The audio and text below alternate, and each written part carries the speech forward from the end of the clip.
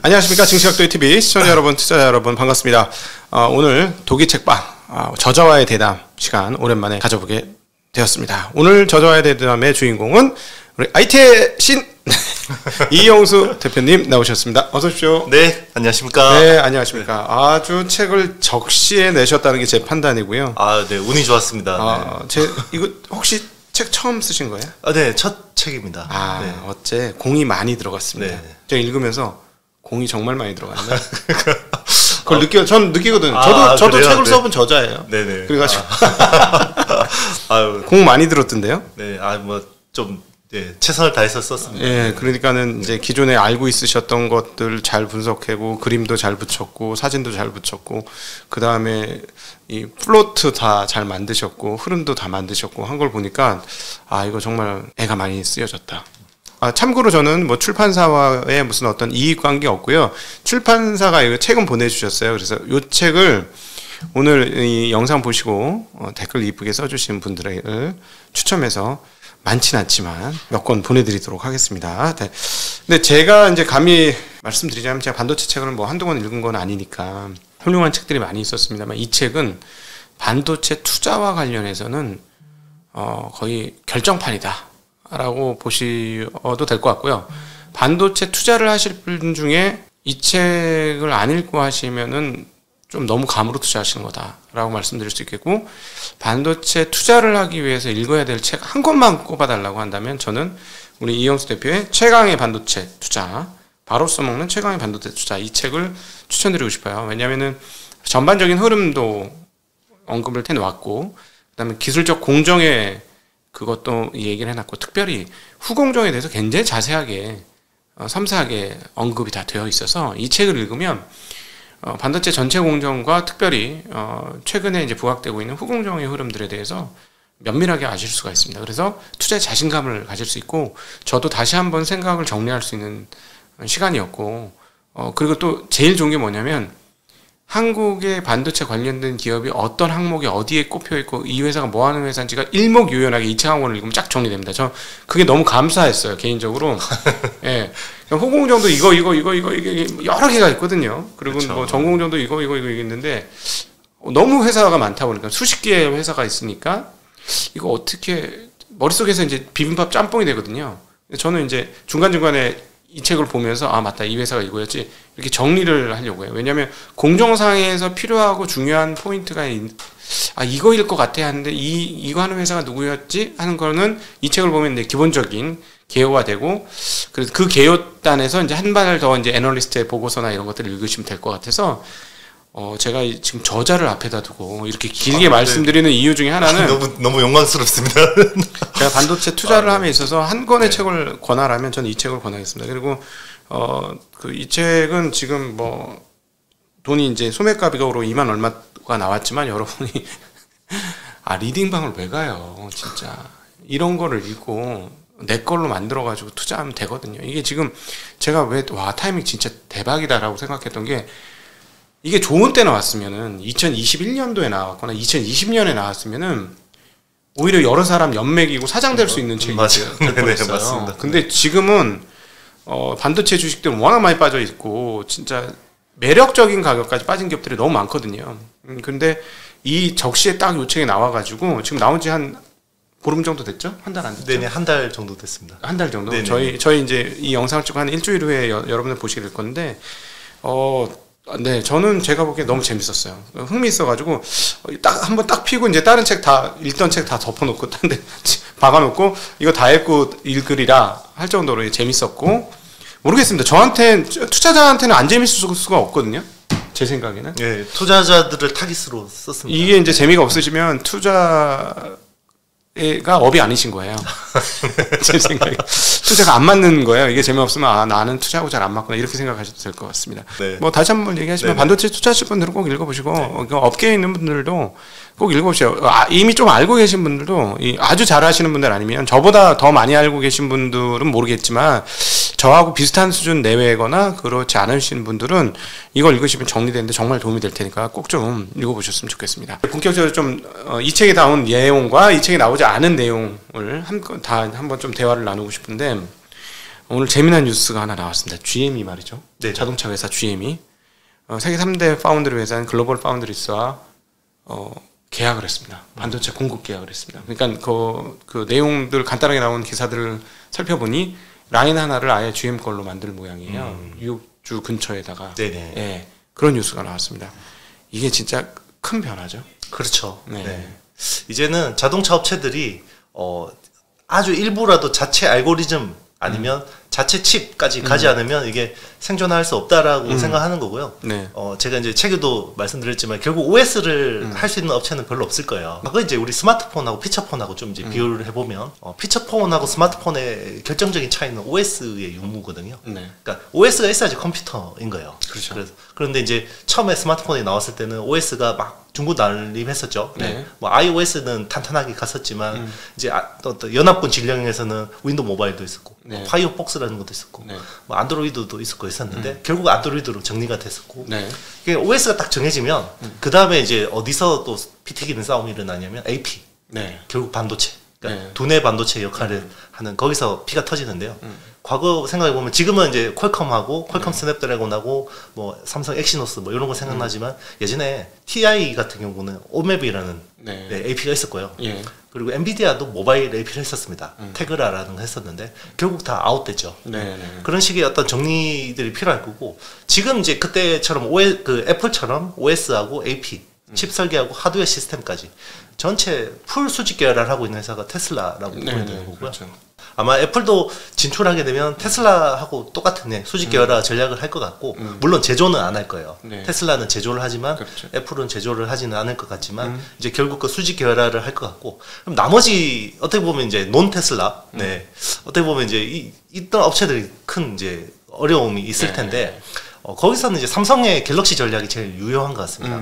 그러면 삼성의 갤럭시와 LG의 옵티머스가 뭐가 달랐냐면 네. 갤럭시는 엑시노스라는 AP를 직접 설계를 해서 네. 이제 그 어느 정도의 그 OS 업체하고 딱 붙어서 OS 업체가 어떤 방향으로 가고 어떤 것들을 이제 해야 되는지에 대해서 빨리빨리 캐치가 되는 거죠. 네. 네. 예전에 스마트폰 초창기 때 기억나시는지 모르겠지만 그때 OS가 누가 제일 빨리 가느냐? 네. 2.1 뭐 진저 브레드냐 뭐 2.2 프로였냐 뭐 그때는 OS를 제일 최신 버전 안드로이드를 가져오는 게 네. 어떤 그 마케팅 포인트가 됐었어요. 네. 네, 그래서 그 삼성이 제일 OS가 빨랐거든요. 그 이유는 결국 AP를 가지고 있기 때문에 그런 거고. AP를 만들 때는 아무래도 네. 그 OS를 만드는 업체하고 어레인지를 하는 거죠. 맞습니다. 네. 네. 같이 네. 이야기를 할 수밖에 없어요. 네. 네. 우리가 필요한 기능들이 이런 것들이고 이제 OS는 우리가 뭐 앞으로 64비트로 갈 거니까 준비해.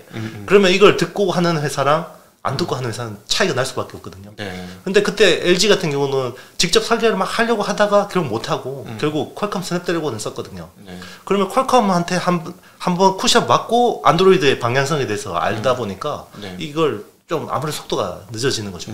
네. 자동차도 지금 똑같은 상황이라고 보시면 되고요.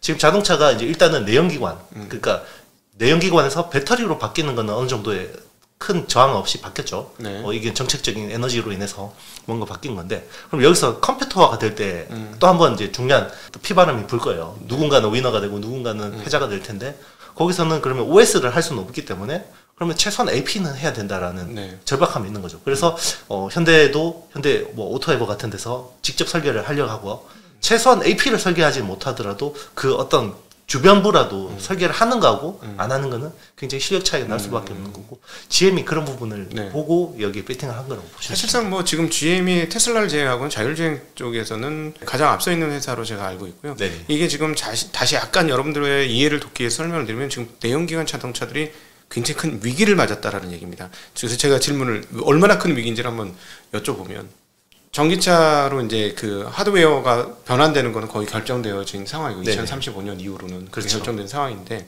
자 그렇다면 내연기관차의 어디 예를 들자면 뭐 토요타나 그 극단적이니까 토요타를 보죠.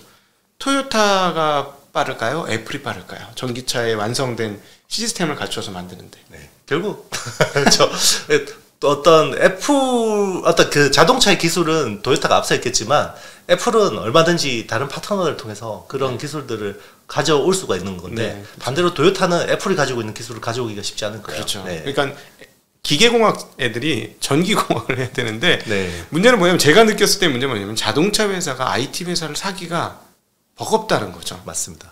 예를 들어 인텔이 뭐 중견 업체 뭐 스텔란티스라든가 뭐 인텔이 뭐 포드라든가 뭐 인텔이 뭐 기아차라든가를 인수해 가능한 그림이죠. 그렇죠. 반대로 뭐 현대 기아차가 애플을 인수해.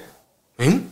이렇게 되는 상황이니까 이 구도가 이미 지금 물론 이제 작은 업체들이 많으니 작은 업체들을 인수해서 하면 되긴 하는데 이게 보통 일이 아니고 기본적인 헤게모니를 다 넘겨줘야 되는 거죠. 그렇죠. 그리고 조직 문화가 네. 태생부터가 다릅니다. 그렇죠. 이거를 화학적으로 융합하는 회사가 나온다 그러면 뭐 엄청난 네. 회사인 거예요. 네, 그렇죠. 그래서 오히려 어떤 측면에서 보면은 지금 테슬라가 쭉쭉 뻗치고 나가는 게 기존에 갈아엎어야 될 앞단에 건물이 없었던 맞습니다. 거죠. 네, 그렇죠. 네. 네. 이게 이 건물을 지어야 되는데 건물 프로세스가 완전히 달라서 건물을 새로 짓고 해야 이 소프트웨어가 들어가는데 건물이 있는 회사들은 이걸 부수고 지어야 되고 맞습니다. 테슬라는 그냥 바로 직진해서 그렇죠. 지으면 되니까 맞습니다. 그게 경쟁력 차이로 지금 오고 있는 것이다. 그렇죠. 예, 그래서 자동차 회사들이 정말 큰 위기고 아주 발빠르게 GM이 오늘 사실은 글로벌 파운드리하고 이렇게 계약했다는 뉴스는 상당히 큰 뉴스다. 자동차 회사들 중에 생존할 수 있는 회사들 중에 이제 그 내연기관 중에 이제 가능성을 보인 게 GM이 첫 번째고, 우리는 뭐 현기차 가능성은 매우 높다고 보는데 현기차도 워낙 조금 물론 뭐랄까 유연하니까 바뀔 가능성이 좀 있고 그 외에 다른 특별히 유럽 자동차 회사들 어떻게 될 건가? 그러니까요. 정말 거기는 아직까지 뭔가 어떤 꿈나라에 자기들만의 그림을 그리고 있을 텐데 그게 아마 녹록지 않을 겁니다. 자기들이 생각하는 대로 가는 거는. 제가 보기에는 한 2030년쯤 되면은 지금의 감성조차도 금방 끝나지 않을까? 그러니까 람보르기니라든가 뭐 포르쉐라든가 뭐 그다음 뭐 부가티 뭐 이런 아주 감성이 있는데 그쵸. 순식간에 바뀔 것 같아요. 그럴 것 같아요. 보기에는.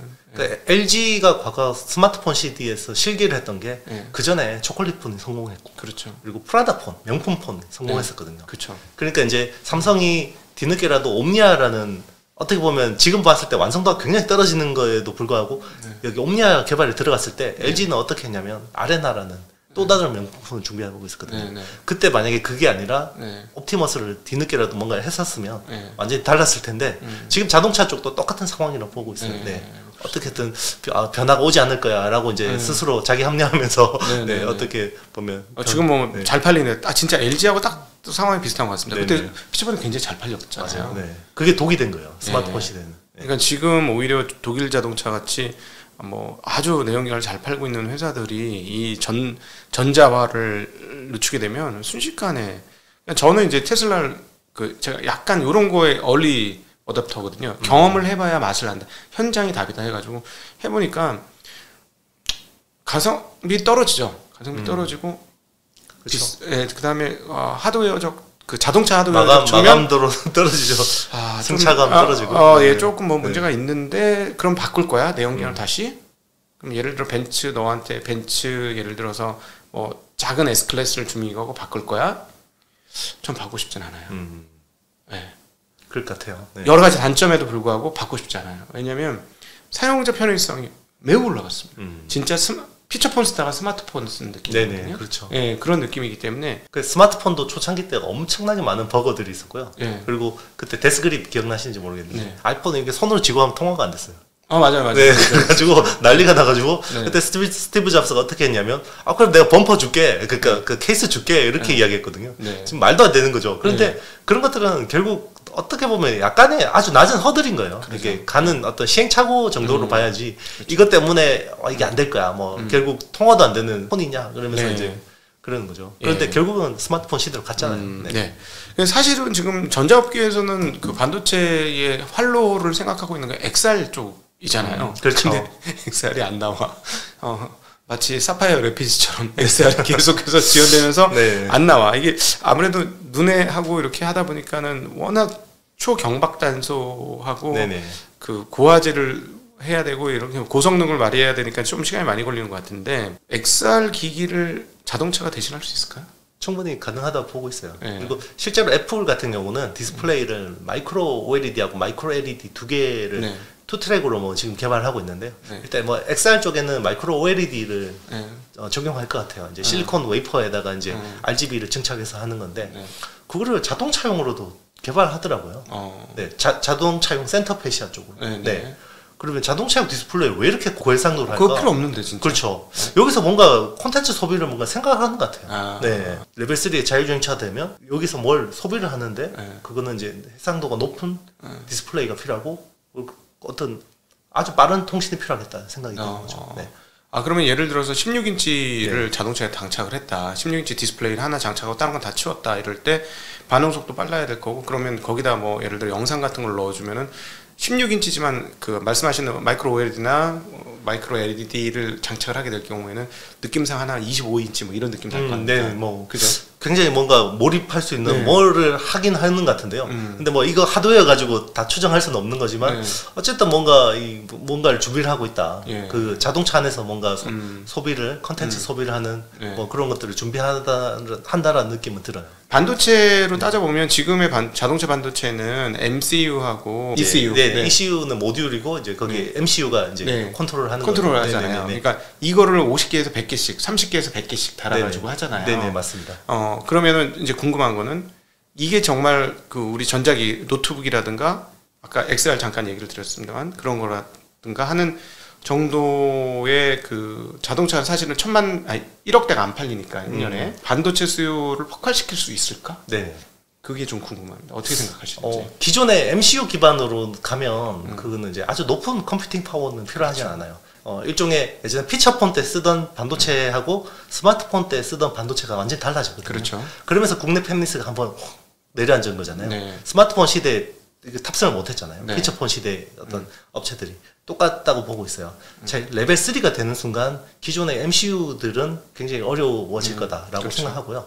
아마 AP 고성능 AP가 어떤 중앙 집중식으로 제어하는 방향으로 갈 것 같아요. 지금 현재 테슬라가 하고 있는 테슬라 방식으로 갈 가능성이 높고요. 당연히 그렇게 되겠죠. 그래서 아주 높은 컴퓨팅 파워가 필요하고 프로세서는 이제 AP가 뭐 한 3-4개가 들어갈 그렇죠. 거고. 서너 개 정도 들어가겠죠. 그리고 이제 메모리가 의외로 많이 필요할 것 같습니다. 그래서 메모리가 기존에는 아주 그 전체 메모리 수요에서 한 1-2%밖에 안 되잖아요. 예, 자동차용 메모리가. 그렇죠. 그때는 꽤 많은 비중을 차지하지 않을까.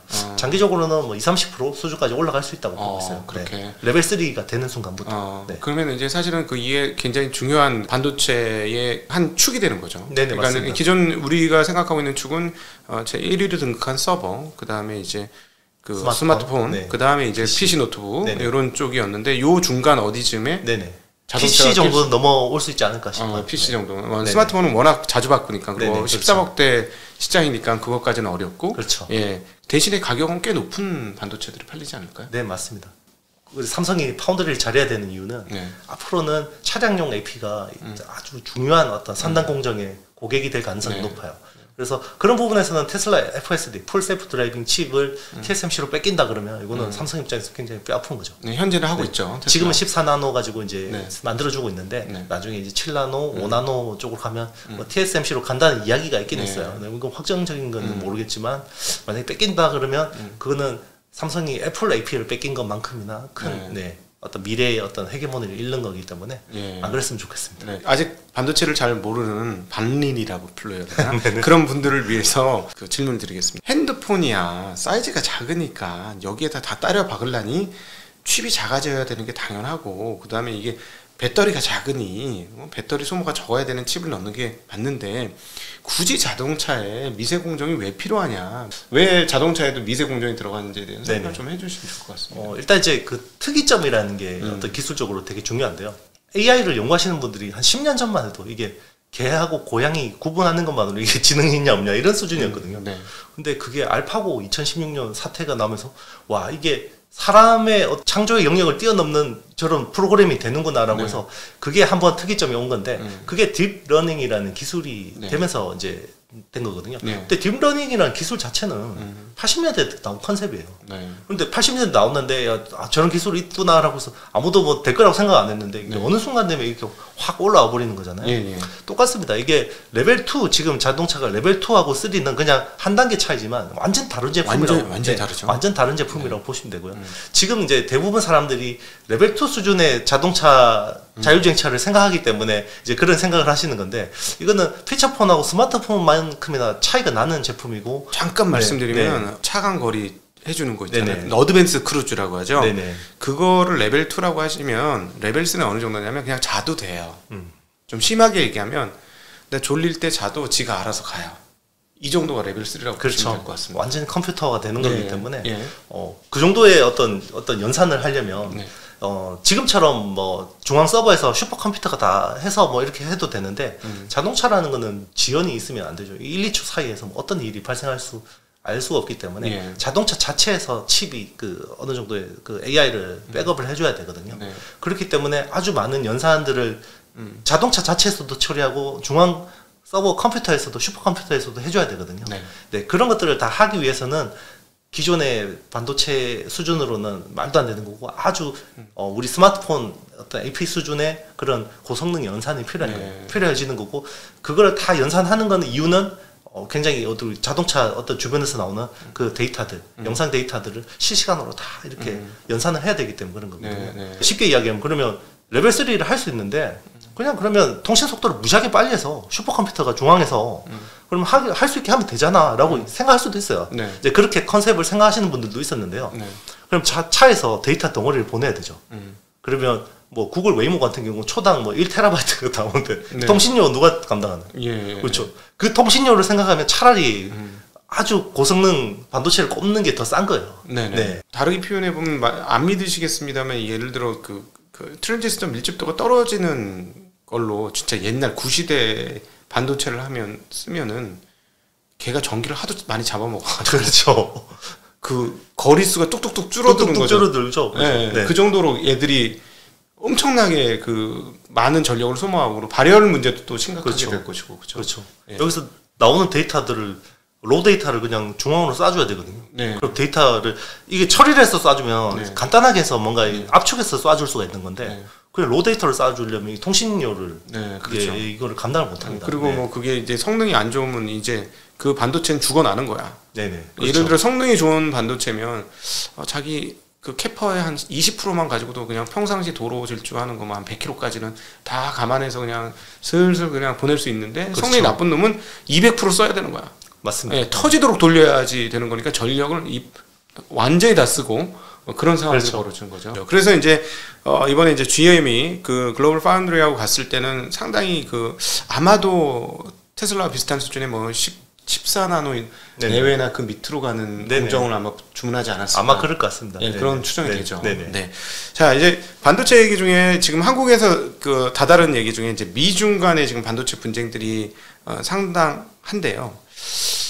이 부분에 대해서 좀 여기서 책에서도 적어놨고 그래서 한번 여쭤보고 싶은데 미중 반도체 전쟁이 앞으로 어떻게 전개돼서 미국의 반도체 시장과 중국의 반도체 시장이 어떻게 판이 갈릴까 예상해 볼 수 있을까요? 네, 뭐 요즘에 챗GPT가 한창 네. 난리잖아요. 네. 그 챗GPT가 확 이슈가 되기 전에 한두 달 전에 미국이 엔비디아 고성능 AI 칩을 중국에 못 들어가게 막. 네, 못 들어가게 맞죠. 그러니까 뭘 이게 알고 한 거 아닌가라고 오히려 생각이 좀 들더라고요. 네. 이게 또 우리 모바일 시대의 어떤 그 모든 사용자 인터페이스라 그러죠. UI, UX라 그러면 네. 우리는 그 전에는 키패드 썼잖아요. 버튼 두드리다가 터치 스크린을 이제 다 쓰는 거고 이제 웬만큼 디스플레이 있으면 다 두들겨 보죠. 네. 혹시 다 터치 되는가? 네. 그게 이제 어떤 모바일 혁명의 산물이라고 생각하거든요. 네. 모든 입력을 이제 접촉식으로 하는 네. 건데 그러면 앞으로 다가올 AI 시대는 모든 게 이제 저는 언어를 기반으로 할 거라고 보거든요. 네. 그런데 기존에도 뭐 AI 스피커가 있고 그랬지만 얘가 뭐 이상하게 대답을 하고 뭐 할 수 있는 것도 제한적이고 그런데 지금 챗 GPT 수준이면 사람처럼 대답을 할 수 있고 나름의 어떤 특화된 영역뿐만 아니라 좀 범용성을 가지고 있을 수 있죠. 뭐 시를 써줘, 그림을 그려줘, 코딩을 해줘, 뭐 이런 식으로 여러 가지 기능들을 할 수 있는 거죠. 결국 앞으로의 모든 그 어떤 AI라는 게 기본 인프라가 될 것 같아요. 네. 그러니까 이제 모든 디바이스, 모든 제품, 자율주행차든 드론이든 로봇이든 모든 게 이제 기본 인풋이 AI 기반으로 이제 될 테고 그게 사람의 자연어 기반으로 될 텐데 그런 것들을 하려면 서버에서 슈퍼컴퓨터가 잘 처리를 해야 되는 거죠. 그런 것들은 우리 사람의 뇌처럼 이런 이제 시냅스 반응으로 이렇게 돼야 되는 건데 그러면 결국 GPU 기반의 어떤 서버 인프라들이 다 깔려야 되는 거고 그런 걸 하기 위해서는 또 그 어떤 AI 반도체가 필요한 건데 거기를 딱 막아 버린 거라고 생각해요. 저는 미국이 딱 막았고 그리고 중국은 이쪽으로 못 오게 하고 그 사이에 미국은 자국의 어떤 서플라이 체인을 풀 라인업을 꾸려서 이제 그거를 이제 앞으로 미래 어떤 기술을 치고 나가겠다 이렇게 생각인 것 같아요. 저희 이제 증시각도의 TV에서 이 반도체에 대해서 저희가 계속 얘기했던 건 뭐냐면 사실 결국 이거 군사적인 문제다. 맞습니다. 네. 이 군사 패권의 문제고 이 반도체가 고공행진을 하면은 군사 패권 이번에 풍선도 뭐 문제가 있었습니다만 군사 패권을 중국이 넘나들게 되기 때문에 그걸 제일 무서워하는 거다. 이번에도 풍선에 터뜨리고 나서 나오는 뉴스 보도 보니까 얼마나 미국이 중국의 군사적인 발전을 경계하는지 볼 수 있었거든요. 그게 진짜 기상 건지 정찰 위성인지 알 수 없으나 뭐 100% 미국 말을 믿을 수는 없잖아요. 그렇죠. 근데 네. 무조건 정찰 위성이라고 얘네 군사적 목적으로 쓰려고 하고 막 자꾸 이렇게 몰아치는 게 이런 거를 해야 반도체를 막을 수 있다. 네네. 저는 라는 느낌도 네, 들더라고요. 맞습니다. 네. 네, 그러니까 결국은 아킬레스건을 끊는 과정인 거죠. 미중 이 네네. 반도체 전쟁 어떻게 보면은. 맞습니다. 최첨단 기술의 어떤 보면 경연장 같은 게 어떻게 보면 슬프지만 전쟁이라는 거잖아요. 네. 결국 러시아 우크라이나 전쟁을 통해서 저는 그 기술쟁이로서 굉장히 많은 시사점을 보고 있는데 네. 일단은 첫 번째는 유도 미사일의 성능이 왜 이렇게 차이가 나지? 네. 러시아도 꽤 괜찮은 무기를 만드는 나라인데 러시아제 유도 무기는 적중률이 10에서 20%밖에 안 되는데 미국은 어떻게 다 때리는 대로 다 맞지? 라는 게 이제 그 미사일의 MCU라는 마이크로 컨트롤러 유닛이라는 그 칩 설계 기술이 이제 일단은 첫 번째 중요한 거고요. 네. 그리고 왜 저렇게 많은 고위직 러시아 장군들이 저렇게 많이 암살을 당했지? 라는 생각이 좀 들었거든요. 네. 근데 그거는 미국 국방부 AI의 역할이라고 보고 있어요. AI가 보기에 이상하게 저기 통신 트래픽이 몰리는 거죠. 어떤 지역에. 그럼 저기 중요한 사람이 있나 보다. 그러면 저기 누가 있을 가능성이 몇 프로 뜨면 여기서 펜타곤 중앙에서 버튼 딱 누르면 미사일을 확 때리는 거죠. 그러면 이 사람 암살시키는 거고. 네. 그리고 위성 사진으로 계속 이미지를 가지고 학습을 하는 거죠. AI가. 네. 이거는 러시아제 탱크야. 자, 그럼 위성 사진을 보고 저기 러시아제 탱크일 가능성이 70%야. 버튼 누를래? 라고 이제 하면 누르면 이제 공격하는 거고요. 네. 나중에는 이제 이게 AI가 사람보다 더 판단력이 더 뛰어나다고 생각하면 자동으로 이제 공격하겠죠. 그럼 이제 우리 터미네이터의 스카이넷이 되는 거죠. 네. 미국은 여기서 절대 패권을 유지하기 위해서 이제 반도체가 절실하게 필요했던 거고 지금에서 따져보면 별거 아니라 스마일 컵으로 만들어가지고 제조는 다 아시아에서 하고 우리는 그쵸. 설계하고 마케팅해서 비싼 맞습니다. 것만 쪽쪽 빨아먹을 거야. 우리 마진 높은 것만 해. 마진 안 나는 일은 위험한 일은 니들이나 해. 사실은 위험하잖아요. 그렇죠. 반도체 제조가 맞습니다. 클린룸 잘못 들어가면 죽는 거죠, 사람이. 그렇죠. 네. 그 가스 그냥 0.1mm만 잘못 흡입해도 죽죠. 네. 그러니까 그런 위험한 건 니들이 해라고 했는데 이제 와서 보니까 이거 큰일 나게 생겼어. 네. 이게 없으면 자기네 미래의 경쟁력이 없으니까. 맞습니다. 네. 그렇죠. 이제 그리고 AI라는 관점에서 보면 네. 중국은 빅데이터가 너무 많아요. 일단은 미국 대비해서 인구가 4배가 많잖아요. 근데 이제 이게 또 빅데이터의 여러 가지 시뮬레이션 모델이 있는데 결국 그 인구수의 자성으로 그러니까 2배로 늘어난다고 보는 게 일반적이거든요. 네. 그러면 미국 인구 대비 4배의 제곱하면 16배 맞는 거죠. 근데 프라이버시가 없죠, 중국은. 네. 그러니까 그냥 막 찍어. 그냥 국민들이 그 CCTV에 나와 얼굴 그냥 데이터가 그냥 저장하는 나라거든요. 네. 결국 AI라는 거는 빅데이터 많이 넣으면 얘가 이기게 돼 있거든요. 네. 그러면 결국 그 데이터 양으로는 중국을 이길 수가 없어요, 미국이. 네. 그러면 결국 그 AI를 담을 그릇, 반도체를 막는 게 제일 심플한 거죠. 네. 그래서 이게 그래도 쉽게 끝날 전쟁은 아닌 것 같아요. 옛날처럼. 네네. 그렇다고 중국이 그걸 포기할 건가? 사실은 14나노 언더를 뭐 안 하겠다라고 딱 선언하고 딱 때려치면 표기한 거는 포기한 거라고 봐야 되잖아요. 그렇죠. 절대 그럴 생각이 없죠. 네. 그렇죠. 네. 만약에 그렇게 선언하면 일단 시진핑에 대한 그 어떤 지도력이 굉장히 약해지지 않을까요? 네. 그러면 혹시 중국은 자체적으로 네네. 이 길을 갈 수 있을까요? 10나노 이하, 7나노 이하 이 네. 과정들을 TSMC를 무력으로 포섭하지 못한다는 네네. 가정 하에서 뭐 일단 TSMC를 무력으로 포섭하는 게 제일 어떻게 보면 기술적으로는 쉬울 수도 있고요. 제일 싸게 들어. 네네, 그렇죠. 자체 기술 개발한다 그러면 정식 루트로는 쉽지 않을 것 같아요. 최근에도 뭐 1,200억 주고 우리 국내 기술 훔쳐가려고 반도체 장비회사 네, 그런 식으로 포섭을 하든지 그리고 이제 5G 어떤 개발할 때 글로벌 해킹을 또 많이 해서 원천 IP들을 많이 이렇게 네. 치팅해 오는 방법들도 하고 있을 거고요. 그래서 지금 의외로 우리 뭐 국책연구소 뭐 이런 쪽으로 굉장히 많은 해킹들이 경번하거든요. 네, 그런 식으로 기술 가져오려 할 거고 산업 스파이 활용하고 그리고 물론 이제 그 타깃은 대만 사람이겠죠. 네, 우리나라하고 일본도 대상이겠지만 결국은 대만 쪽에서 굉장히 많은 네. 대만에서 배우기는 훨씬 쉽겠죠. 훨씬 쉬워요. 네, 같은 중국 사람들 아니 그 소통이 되니까 저는 그래서 오히려 그 하드웨어보다는 소프트웨어의 기술력을 확보하는 게 중국은 오히려 그건 가능할 것 같아요. 미국에 유학 보내고, 맞아요. 네. 그다음 그 미국의 석학들한테 배우고 오고, 그쵸. 그다음에 실수하고 뭐 이렇게 하면 되는데 문제는 뭐냐면 사실은 장비빨이지 않습니까? 맞습니다.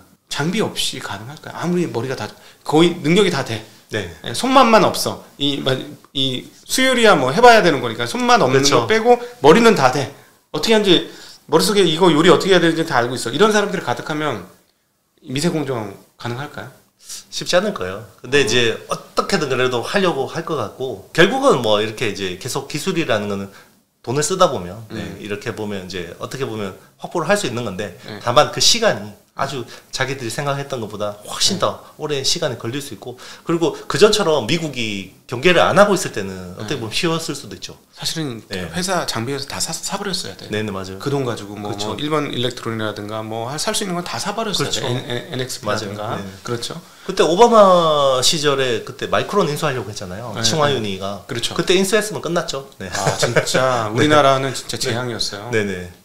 진짜 우리나라 망할 뻔했다. 네네, 그렇죠. 그거 했으면. 네. 그런데 다행히 그게 안 됐고 예. 그리고 그 시대는 뭔가 미중 갈등이 이렇게까지 첨예한 상황은 아니었잖아요. 예. 네.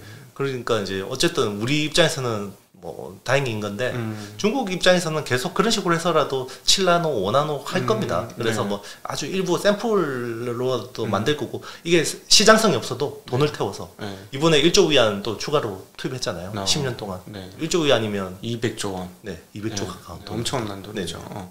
중고 장비 네네. 가지고 와서 네네. 미세 공정을 하는 거 아닐까 하는 생각도 좀 상상을 실제로 해보는데. 중고 장비 굉장히 많이 사가죠. 네. 그렇죠. 네. 많이 사가는데 지금은 미국의 어떤 주류 행정부가 네. 디테일하게 너무 잘하는 것 같아요. 반도체를. 네. 저는 이번에 나노별로 나온 거 있잖아요. 네. 파운드리는 14나노, 네. 뭐 디램은 18나노, 뭐 낸드는 128단 이런 식으로 딱 규제를 만드는 거 보고 정말 반도체를 잘하시는 분이 설계하고 있구나라는 네. 생각이 들었어요. 네. 네. 그리고 GPT가 뜨기 전에 호퍼 기반의 그 네. H100은 못 들어가게 딱 막은 거. 네. 만약에 그게 들어갔으면 또 중국 입장에서 또 완전 또 달라질 수도 있는 거죠. 왜냐면 네. 네. 기술이 없고 칩만 주는데도. 예. 왜냐면 서버 기술 업그레이드 할 수 있잖아요. 예. 서버. 그러면 이제 그 중국의 기본적으로 중국 빅데이터가 많은데 그렇죠. 네, 이 연산 능력 네. 이게 만약에 높아져 있다 그러면 지금 뭐 GPT-3가 1750억 개인데 네. GPT-4 같은 경우는 GPT-3 1750억 개 시냅스를 구현하는데 파라미터를 구현하는데 엔비디아 칩이 1만 개가 필요하거든요. 네네. 네. 그러면 GPT-4는 2조 개 정도가 네. 필요한데 뭐 이제 H100이라는 호퍼 기반의 어떤 그걸로 하겠지만 네. 그래도 칩 엄청나게 많이 필요하거든요. 그렇죠. 네. 그게 만약에 중국 공산당이나 음. 뭐 정부나 이런 쪽에 깔렸다 그러면 네네. 네, 정말 미국 입장에서는 아찔한 거죠. 아, 그럼 AI 기능 성능이 일단 네네. 올라간다. 그러니까 그 기술, 칩을 네네. 만드는 기술이 없더라도 그 칩만 갖고 와서 네네. 예를 들면 그렇죠. 몇만 개를 사도 넣으면 일단 쉽게 얘기하면 AI 데이터 센터 하나로 네네. 제대로 구축이 되는 네네, 그거 맞습니다. 하나만으로도 쉽게 얘기하면 한국만 열라센 거 하나 만든다. 맞습니다. 이런 개념이 된다는 그렇죠. 말씀이시죠. 그러면 이제 일단 초거대 AI가 어느 정도 고급화되면 네. 여기서 또 IP를 뽑아낼 수 있죠. 반도체 설계하는 네, 그런 것들을 방법을 만들어낼 수 있죠. 예. 네, 우회할 수 있는. 그렇죠, 그렇죠. 네네. 그러니까 머리가 좋아지니까 뭔가 뭐 계속 할 수 네네. 있는 네네, 맞습니다. 그런 네. 상황이 되는 거죠. 네, 여러분은 지금 IT의 신 이영수 대표님과 함께하는 독일 책방 저자에 대한 최강의 반도체 투자를 가지고 중심으로 사실은 여기 좀 넘나들고 있습니다. 이 책 내용도 있고 아닌 것도 있고 지금 우리 항상 이러니까. 네, 대담을 나누고 있는 거 보고 계십니다. 중국의 반도체 굴기가 지금 미국에 의해서 꺾이고 있는 상황인데 네네. 이게 한국에 유리하냐 불리하냐. 네네. 단기적으로 보면은 지금 난리 난 게 중국의 시안 공장하고 중국에 있는 낸드 공장에서 만드는 거를 네네. 지금 기술보다 어드밴스를 못해서 구닥다리 되는 거야. 네네. 쉽게 얘기하면 집을 지어놓고 나서 중간중간에 이렇게 도배도 바꿔주고 해야지 그렇죠. 계속 이게 영속적으로 돌아가면서 살기 좋은데 그런 걸 못하게 만드는 이거 다 뽑고 나면 이제 이 투자한 돈이 있는데 네네. 이거 제대로 못 팔아먹는 거 아닌가 하는 단기적으로는 굉장한 안타까움들이 있는데 어떤 분들은 아니다 이거 한국에 대박 났다 장기적으로는 이제 디램은 쟤네 끝났네 우리 앞으로 디램 패권 10년 이상 언제 어떻게 될지 몰랐는데 잘 됐네 이렇게 보시는 분이 있는데 네네. 이거 어떻게 해석하시나요? 둘 다 맞아요. 네. 네, 둘 다 맞는. 장기적으로 보면 굉장히 어떻게 보면 우리는 좋은 거죠. 네. 중국이 기술을 추격을 못하는 건 굉장히 좋은 건데 단기적으로는 일단 중국에 깔아놓은 햅들이 문제가 되는 거고요. 네. 특히나 하이닉스가 문제입니다. SK 그렇죠. 하이닉스가 일단은 네.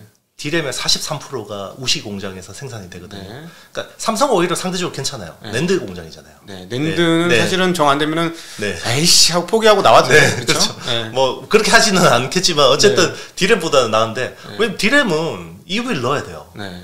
그 EUV를 안 넣고 D램 공장을 돌린다라는 거는 못 넣네 이제. 네, 이거를 뭐 지금 말은 뭐 거기서 비행기로 실어 와서 EUV 공장만 국내에서 한다 그러는데 수율도 안 나올 뿐더러 생산성도 안 나와요 이렇게 하면.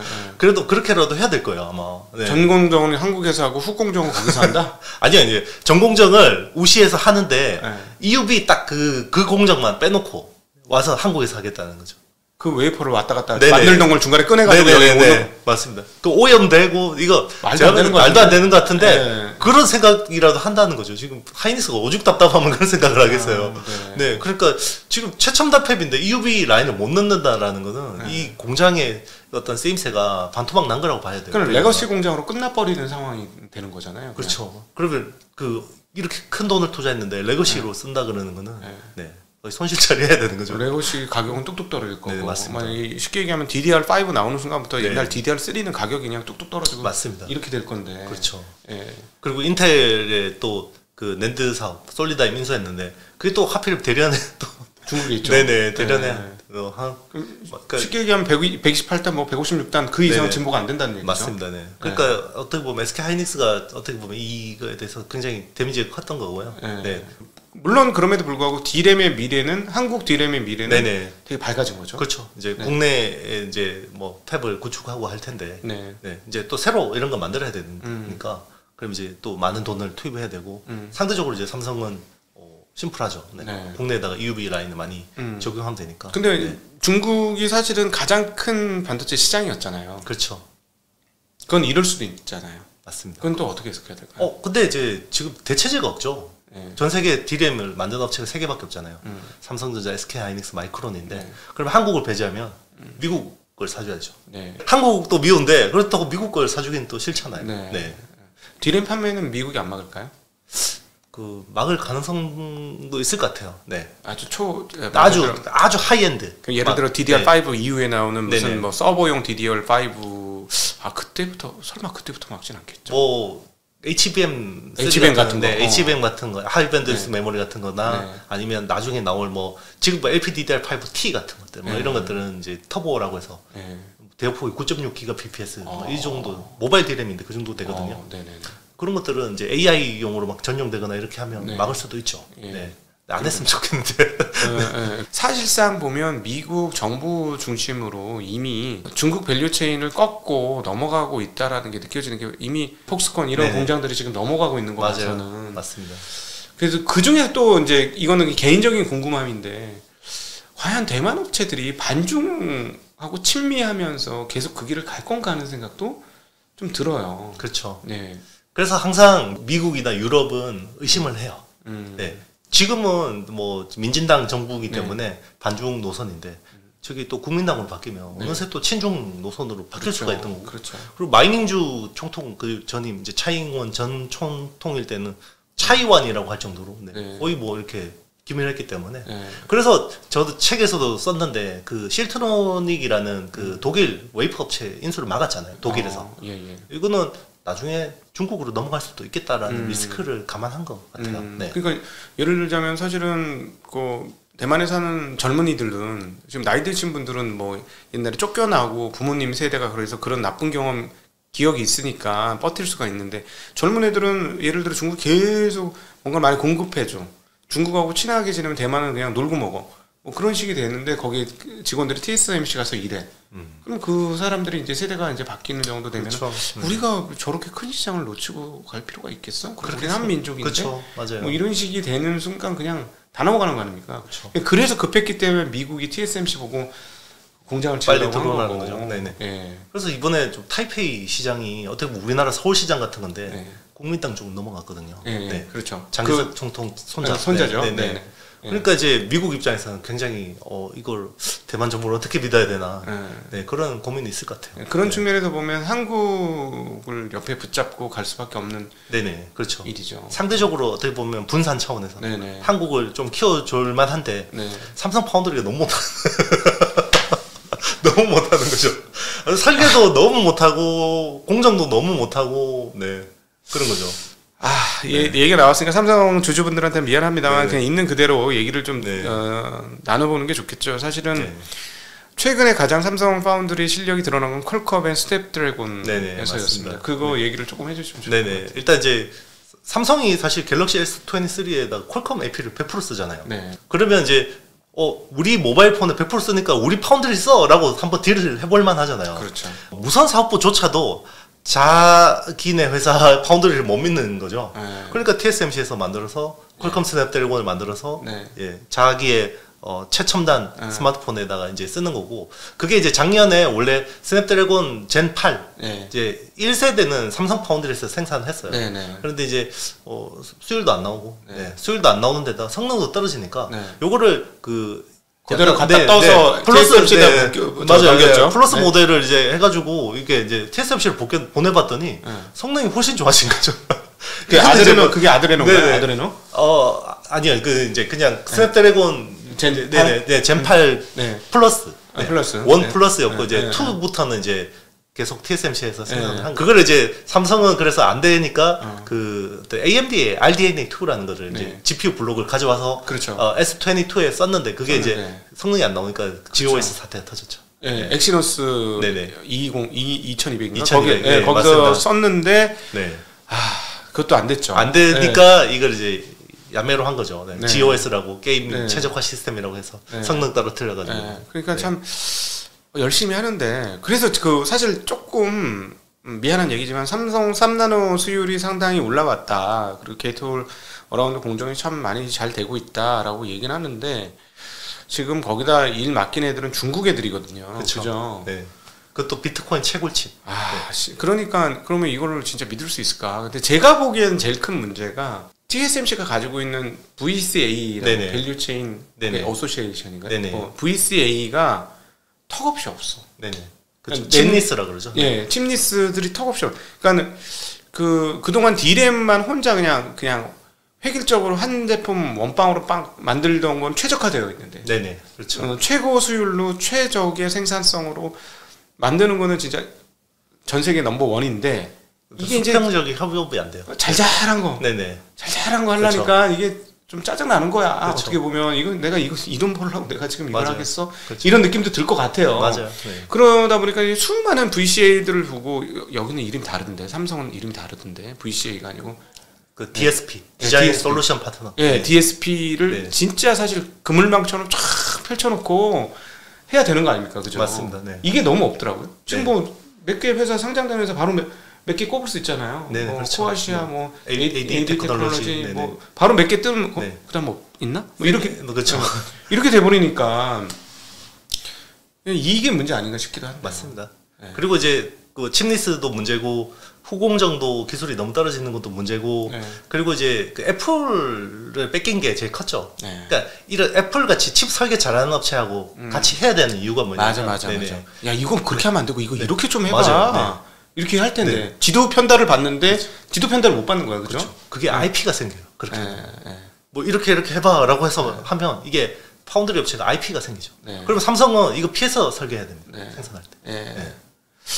참 그러니까 그렇다고 뭐 엑시노스를 하지 말라고 했었기도 좀 그렇긴 네. 하고 역사적으로 보면 그렇죠. 그럼 스마트폰이 없었겠죠. 네, 삼성이. 그럼 근데 또 그렇다고 너희들이 애플 받으려고 스마트폰 안 해야 돼라고 또 얘기하기도 그것도 또 좀 어렵고. 맞아요. 뭐 지금 와서 보면 야 너 왜 스마트폰 해가지고 왜 네.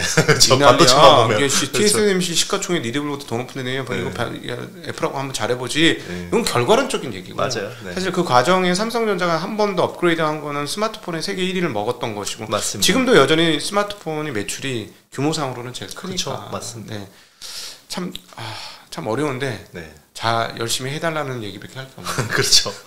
누가 해도 쉽지 않은 거예요. 그래서 이제 우리 이재용 회장 욕하는 사람 많은데 쉬운 자리가 아니에요. 그럼요. 네. 이번에 진짜 퀄컴 넘어가서 성능 향상되고 그 얘기 들으니까 네. 참 아, 그러니까 일단은 이제 핑계 댈 것도 없더라고요. 아. 넘어가서 성능이 좋아지니까 네. 특히나 GPU 성능이 어떻게 그렇게 좋아지는지. 네. 그러니까 참, 야, 이게 진짜 보통 일이 아니구나. 네. 네. 오히려 D램 잘했던 게 네. 어떤 측면에서 그냥 저 혼자만의 생각을 했는데, 이게 D램을 너무 잘했던 게 이쪽 AP나 이런 쪽 CPU나 이런 거 만드는 파운드리 쪽에서 좀 우리 오히려 좀 약점이 되고 있는 거 아닌가? 맞아요. 저는 그걸 명확하게 보는데요. 네. 실제로 삼성 이제 출신 분한테 들었는데, 네. 그러니까 시스템 반도체 사업은 어떻게 보면 수평적인 협업 모델이 필요한 거고. 낙가마 소매상이죠. 네네, 그렇죠. 약간 그 업이 서비스업이에요. 네, 맞아요. 그런데 D램은 내가 최고인데 뭘 네가 그런 이야기를 해. 이런 사람들이 또 1등 DNA 씹는다고 온단 말이에요. 그러면 도매지, 공장 도매지, 공장 도매. 그냥 중도매도 아니고 완전 그렇죠. 최고 윗단 도매지. 그렇죠. 예. 그러니까 무슨 협력사 뭐 좀 조그만 회사가 뭐 와가지고 먹으라 그러면 네가 뭘 한다고 이런 식으로 해버린다는 거죠. 맞아요. 이게 뭐, 손님 어서 오세요. 내가 잘못했습니다. 저희가 잘못했어요. 도와드릴게요. 맞춰드릴게요. 뭐 필요하세요? 이거지. 맞아요. 왜 필요하시면 갖고 가든가요.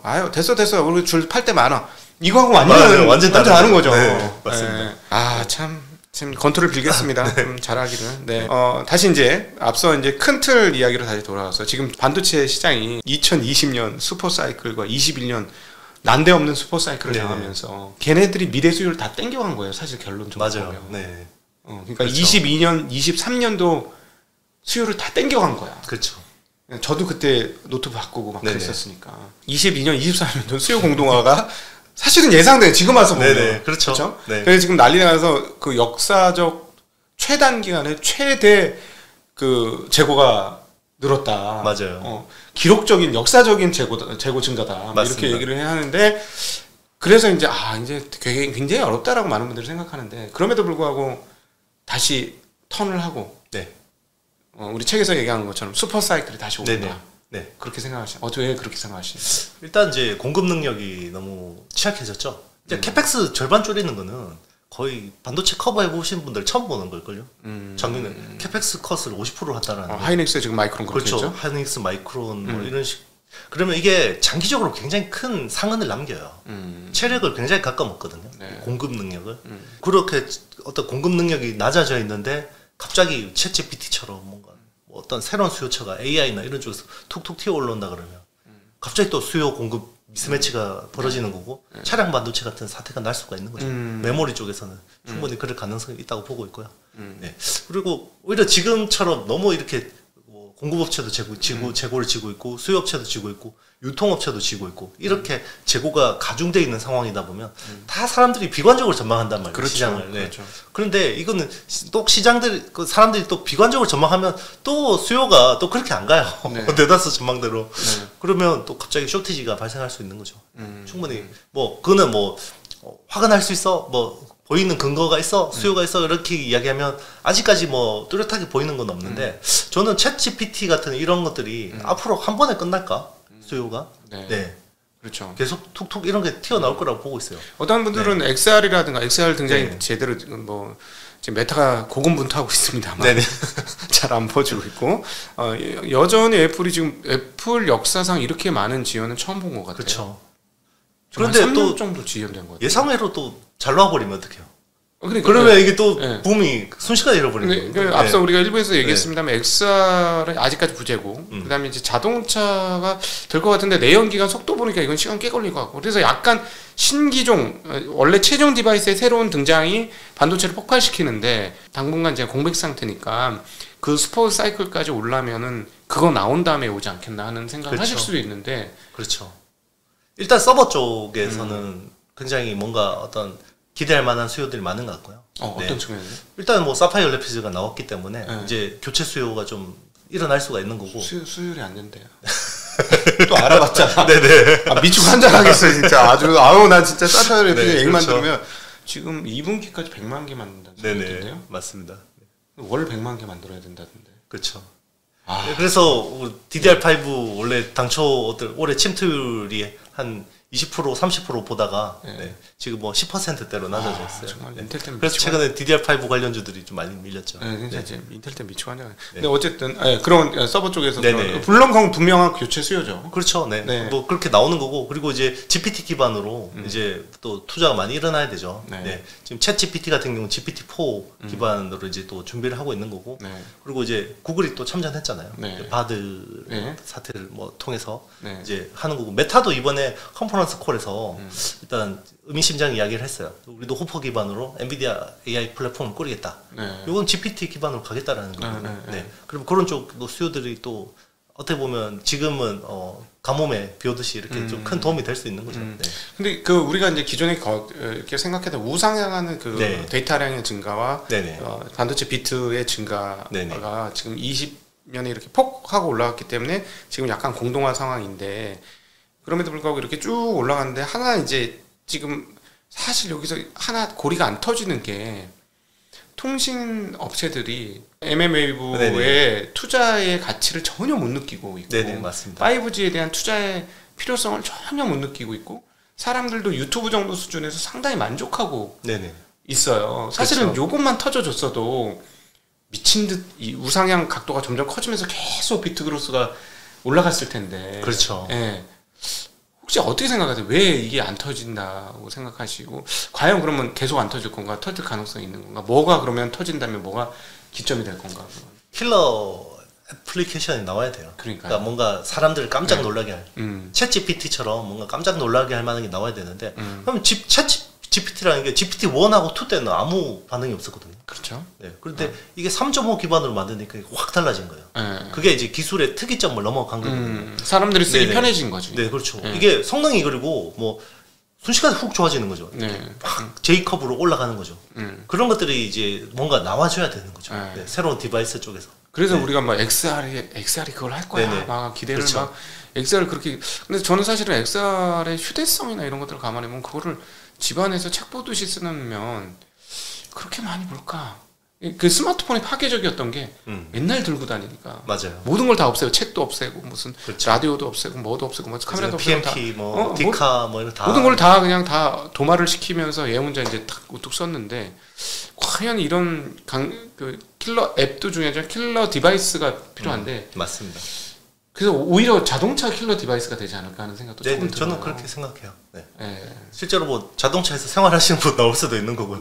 나중에는 그렇죠. 그만큼 이제 자동차가 어떤 보면 편의와 엔터의 공간으로 바뀔 가능성이 있다고 보고 있어요. 근데 이제 뭐 아직까지 넘어야 되는 기술의 허들이 많고 그리고 레벨 3가 본격화되는 기점이 2025년이기 때문에 그래서 아마 내년이나 내후년쯤에는 큰 어떤 변화가 있을 수 있다고 보고 있어요. 사실 플랫폼 업체들 입장에서도 이제 마지막 남은 블루션 2개거든요. 운전하는 시간하고 잠자는 시간. 거기만 장악하면 또 엄청난 빅테크가 나올 수 있는 거죠. 그렇죠. 나오긴 나오는데 지금 아직 정확하게 뭐 그 킬러 디바이스가 뭐가 될지 잘 모르겠고 킬러 앱은 뭐가 될까요? 우리가 게임에서 생각을 상당히 많이 했었잖아요. 맞아요. 이것도 될 때 됐는데 아니고, 그러니까 데이터를 폭발시키는 킬러 앱이 있었어야 되는데 지금은 이 정도 수준에서 있으니까 통신업체들도 추가적으로 내가 내 돈 들여서 그런 거 왜 먼저 사전에 깔아? 그렇죠. 미쳤어? 지금 나오는 돈만도 충분한데 내가 왜 적자 볼 일을 왜 해? 뭐 이런 상황인 거잖아요. 따지고 보면 그럴 가능성이 있는 게 있을까 하는 생각이 당장은 챗 GPT 같아요. 아 그러네요. 그게 이제 GPT-4가 맞다. 데이터량이 어마무시하지. 이 기존에 1750억 개에서 2조 개로 늘어나는 거예요. 그러니까 제가 그거 보고 여기 전기세 어떻게 감당하려고 그래요? 그렇죠. 백업에서 이게 그 백본에서 프로세싱이 필요하니까 질문 하나를 하면 30에서 50센트 정도의 비용이 소요가 돼요. 근데 답변은 공짜로 해주잖아요. 그러니까 이제 일론 머스크가 물어봤거든요. 챗 GPT한테. 그러면 지금 GPT 3.5 기반도 그런데 4 기반도 얼마나 이걸 가지고 어떻게 돈을 벌지? 100몇십 진짜 100몇십은 되는 거야. 그렇죠. 그런데 질문 하나 다. 그렇죠. 그럼에도 불구하고 밀고 나갈 거라는 거죠. 빅테크 업체들이. 근데 그거를 그러면은 좀 가격을 낮추려면 결국 서버 업체들의 서버 증설, 서버 재편, 그러니까 즉 전성비가 좋은 칩들로 싹 다 교체해야 되는. 맞습니다. 지금으로 따지면 당장 DDR5로 바꿔야 되는 상황이 바꿔야 오는 거죠. 요인들이 커지는 거죠. 그렇게 되는 거고, 그다음에 이제 그 데이터량으로 예를 들어 사람들이 나 어디 뭐 해줘 이거를 될지 모르겠습니다만 사람이 그걸 일상으로 쓰기 시작해가 하면 데이터 트래픽이 엄청나게 무지하게 느는 거죠. 맞습니다. 네. 그죠. 그게 아무리 문자 기반이라 할지라도 그게 어마무시한. 그렇죠. 뭐 아까 1,700억 번? 1755개. 그러니까 그건데 여기서 한 번 더해서 좀 더 어드밴스한 정말 자연스러운 옆에 사람이 있는 것처럼 대답하는 수준까지 가려면 이게 조단위니 맞습니다. 그러면 이건 전력 소모가 진짜 미친 듯한. 그렇죠. 사람이 내는 200족의 시냅스가 있거든요. 네. 지금도 이야기하는 와중에 우리의 시냅스는 잘하고 있습니다. 네네. 잠뿌리처럼. 네. 그러니까 이제 결국 어떻게 보면 GPT라는 게 1, 2, 3, 4 갈 때까지 크게 달라진 게 없어요. 그냥 시냅스를 많이 늘린 것밖에 없거든요. 그러면 지금 트렌드대로라면 최대한 시냅스를 많이 늘리는 방향으로 갈 거고, 그러면 결국 그 GPU 기반의 서버를 많이 까는 방향으로 계속 하지 않을까. 네. 그게 그러면 빅테크끼리 경쟁을 하다 보면 그 서버 투자를 활성화할 수 있는 거고요. 네. 그리고 이거는 이제 단순히 사용자 쪽의 수요도 있는데, 네. 요거는 이제 기업들한테 돈을 받을 수도 있어요. 그렇겠네. 네, 예를 들면 뭐 그냥 데이터가 굉장히 많잖아요. 그리고 자기들은 슈퍼컴퓨터를 통해서 데이터 덩어리를 막 가지고 있는 건데, 요게 이제 파운데이션 모델이라고 하거든요. 네. 그러면 여기에다가 API만 파는 거예요. 그러면 API만 팔면 특정 서비스를 어떻게 연계해서 AI를 만드는 업체들은 네. 그 API에 대한 비용을 지불하고 여기 이제 자기들 시스템하고 붙여서 개발할 수가 있는 거죠. 대표적인 게 만약에 예를 들면 네이버 웹툰 IP를 굉장히 많이 가지고 있잖아요. 네네. 그러면 웹툰 어떤 데이터를 많기 때문에 어떤 API만 딱 열어주면 어떤 업체가 우리는 스케치만 하면 알아서 채색을 해주는 AI를 만드는데, 네. 그럼 그 채색에 대한 데이터가 가장 많은 게 네이버죠. 네. 네이버한테 API를 받아서 개발을 하는 그런 식의 어떤 비즈니스 모델이 많이 나올 것 같고요. 네. 최근에 저는 이제 벤처기업 중에 업스테이지라는 회사가 있거든요. 예. 거기가 그 어떤 챗GPT 기반으로 자기들이 그 AI 인턴을 만들었더라고요. 인턴한테 뭔가 막 여러 가지 일들을 시키는데요. 그거를 챗GPT하고 그 API로 해서 연동을 해놔가지고 네. 아수겁이라는 그 시스템을 해가지고 우리 그냥 인턴한테 뭐 이렇게 막 시키듯이 잡모들을 이렇게 시키면 굉장히 잘하더라고요. 네. 네, 그런 식의 확장성이 있지 않을까. 지금은 이제 아주 초창기이기 때문에 네. 뭐 뚜렷한 비즈니스 모델은 없지만 이런 것들이 막 인프라가 많아지면 또 사람들은 여기에서 뭘 활용할 것들을 갑자기 만드는 거죠. 스마트폰에 나오니까 갑자기 뜬금없이 그 앵그리버드가 나왔잖아요. 네. 그렇죠. 사람들이 쓰는데 편하다고 느끼고 이거 계속 써야 되겠다고 생각하는 순간 혁명적인 일이 네네. 벌어지겠네요. 그렇죠. 결국 써야 돼요. 사람들이 써야지 뭐가 바뀌는 거니까. 그렇죠? 맞아요. 네, 그러면은 만약에 이게 진짜 조금 더 대중화되는 순간이 오게 된다면 반도체가 또다시 폭발할 거다. 폭발할 수 있죠. 네, 이렇게 네. 보시면 되겠네요. 그 지금 우리가 이제 챗GPT나 이런 AI 얘기를 오늘 많이 했는데, 그러면은 CPU 시대는 끝나고 이제 GPU 시대로 이제 완전 넘어온 거 아니냐 이렇게 보십니까? 어떤 중요도로 보면 그동안의 CPU의 어떤 중요도보다는 GPU, NPU의 중요도가 높아지는 건 맞아요. 네. 그럼에도 불구하고 CPU는 계속해서 더 중요해질 수밖에 없고요. 사실 삼성이 그 엑시노스 개발할 때 CPU 커스텀 팀이 있었거든요. 몽구스라고. 네. 몽구스가 원래 그 코브라 잡아먹잖아요. 네. 스냅드래곤 잡아먹으라고 이제 몽구스라는 팀을 만들었었는데, 네. ARM이 제공해주는 CPU가 너무 좋아지는 거예요. 네, 그러니까 굳이 CPU 커스터마이징이 필요 없을 것 같다라고 해체를 해버렸어요. 네, 오스틴 네네, 연구소 맞습니다. 해체했죠? 네네, 맞습니다. 네. 그게 아픈 실책이었죠. 지금도 보면. 네. 지금도 계속해서 CPU는 최적화를 해야 되는 거예요. CPU도 최적화하고 GPU도 최적화를 했어야 됐는데 잘못 생각한 거죠. CPU를 이제 더 이상 뭐 이렇게 할 게 없다라고 생각했었는데, 물론 이제 전체 시스템에서 중요도는 떨어지는 건 맞지만 CPU가 떨어진다면 이 칩의 경쟁력은 또 굉장히 안 좋아지는 거죠. 마치 저것처럼 들리네요. 네. 눈이 팔 보고 나는 너가 안 중요하니까 너가 없어도 돼라고 할 수 없는 것과 같다. 맞습니다. 그렇죠. 그렇죠. 네, 그러니까 이게 없으면 안 되고 이 같이 유기적으로 네네, 돌아가는 거니까. 맞아요. 네. 네. 왜냐하면 CPU가 떨어지면 GPU 성능을 또 네. 못 끌어올리는 부분도 있거든요. 네. 네. 네. 이거는 답 없는 질문 또 마지막 하나 하겠습니다. 제가 이제 워낙 언급을 많이 했던 회사라서 인텔. 네네. 참 이제 참 기가 찬데 인텔. 아니 진짜 패트릭 결싱어 와서 부활할 줄 알았거든요. 네네. 물론 이제 이번 작품까지는 패트릭 결싱어 작품이 아니죠. 네네, 그렇죠. 내년 나오는부터 패트릭 결싱어 작품인데, 이 회사 어떻게 보십니까 개인적으로? 그냥 편하게 말씀하세요. 네네네. 이미 우리 다 포기하는 회사라서. 네네네. 어떻게 우리가 왜 인텔을 욕을 하겠어요? 대체제가 없다라는 거죠. 물론 이제 AMD가 있지만 서버 쪽에서는 저렇게 미워도 사파이어 래피즈를 기다릴 수밖에 없다는 거죠. 그렇죠. 그러면 사파이어 래피즈가 없으면 다 그냥 AMD 제노아 쓰면 되잖아요. 네네. 근데 못 쓴다는 거잖아요. 많이 올라왔는데 18%인가 올라왔어요. 네네, 그렇죠. 정말 많이 올라왔어요. 네네. 정말 많이 올라와서 AMD가 지금 한 18% 영역 내외의 네. 점유율을 차지하고 있고 여전히 80%. 그래서 사실은 이 사파이어 래피즈의 수율이 절대적으로 중요한 이유 중에 하나가 이 바꿀 사람들이 줄 서서 기다리고 있는 거죠. 그렇죠. 지금 너무 오래 구닥다리 되고 있죠. 걔네들 맞습니다. 서버가 거의 지금 뭐 사용 연한을 원래 3년에서 4년으로 늘렸다가 네. 최근에 5년으로 늘렸잖아요. 사고를 재탕, 3탕, 계속, 4탕 네. 뭐 이렇게 네네. 하는 거죠 지금. 그렇죠. 그게 5년 원래 3년 써야 되는 걸 5년 쓰면 그 제대로 돌아가겠어요. 사실은 인텔이 제대로 된 CPU를 내기만 하면 그냥 무조건 팔리는 거예요. 네, 그렇죠. 그런데 이제 정해진 답이죠. 정해진 답. 그렇죠. 그거는. 네. 잘 만들면 되는데 네. 이제 그럼에도 불구하고 욕을 하면서 기다린다라는 거는 이 회사가 그 보이지 않는 그 무형의 어떤 자산들이 상당하다는 거죠. 네. 캡티브. 네. 네, 네, 네. 어디 뭐 진짜 그러면 다 그냥 인텔 안 쓸래 이제 그냥 제노아 쓸래 이렇게 안 된다는 거죠. 네. 서버죠. 서버에서도 이제 GPU의 점유율이 엄청나게 커지잖아요. 그래서 네. 이제 우리 또 잘 모르시는 분을 위해서 왜 그런데 CPU만 기다려? GPU 바꾸면 되지 하고 질문하실 분이 있으실 것 같아서 살짝 네네. 뭐 얘기를 해주신다면. 그렇죠. 서버라는 거는 이제 CPU하고 GPU하고 같이 이렇게 장착이 돼야 램하고. 네네, 네. 그렇죠. 그래서 지금 뭐 엔비디아 최고 성능 AI 칩이 H100이라는 이제 네. 호퍼 기반의 칩인데요. 요거하고 가장 페어링해서 같이 해서 꽂으면 제일 좋은 게 사파이어 래피즈예요. 네. 그래서 요거를 가지고 서버를 만들면 최고 성능의 이제 서버를 만들 수 있는 거죠. 그러니까 이제 네. GPU만 가지고 안 돌아가고 그렇죠. CPU만 가지고 안 돌아간다는 게 이게 문제인 거죠. 네네, 그렇죠. GPU만 돌릴 수 있으면 사실 인텔 네네. 버리고 이제 네네. 끝나. 이제 우리는 네네, 엔비디아가 그렇죠. 이렇게 할 수가 있는데 그렇죠. 이게 서로 물고 물리기 때문에 램도 같이 물리고 서로 같이 맞습니다. 물려 들어가는 네, 거죠. 그렇죠. 예. 뭐 또 램은 HBM을 쓰면 제일 좋은 거고. 네네. 그래서 제일 좋은 것들이 이제 영역 있는 건데 네. 이제 CPU가 제일 얘가 이제 자꾸 못하니까 얘가 네. 병목이 되는 거죠. 네. 근데 최근에 그 엔비디아가 신형 어떤 뭐 서버인가 어디 칩 만들 때 인텔 거를 채택을 했다는 얘기는 들리던데. 네네. 예. AMD 걸 안 채택하고. 네네. 그러니까 사실은 성능 자체는 나쁘지 않으니까 채택을 했겠죠. 그렇죠. 지금 어떤 트렌드 자체가 표준을 중국을 배제하고 하는 그런 쪽을 많이 하고 있는데 칩넷이라는 지금 이제 그 이종 그 집적 반도체 있잖아요. 네. 헤테로지니어스라고 하는 네.